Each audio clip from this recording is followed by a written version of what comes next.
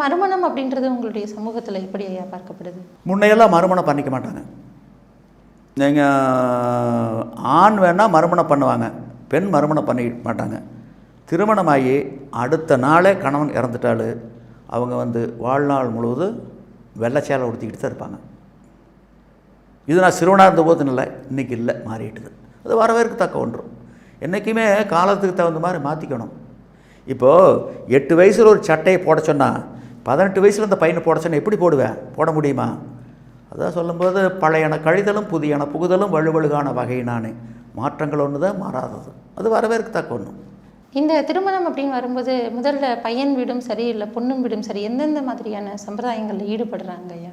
எல்லாமே இன்றைக்கி இதில் தான் இருக்குதுங்க. அதாவது அத்தை மகன் மாமன் மகன் இந்த உறவெல்லாம் இருந்தது, அதெல்லாம் கல்யாணம் பண்ணி. இப்போல்லாம் அப்படி இல்லை.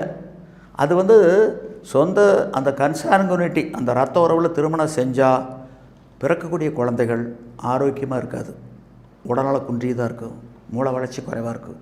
அதனால் தூரத்தில் கல்யாணம் பண்ணுறது நியாயமானது தான். இப்போ ஒரு நிலத்தில் ஒரு மஞ்சள் போடுறோம், அதே நிலத்தில் மஞ்சள் எடுத்து அதே நிலத்தில் தொடர்ந்து போடக்கூடாது. மஞ்சளாவது விதைச்ச மஞ்சள் வேறு இடத்துலேருந்து வரணும்.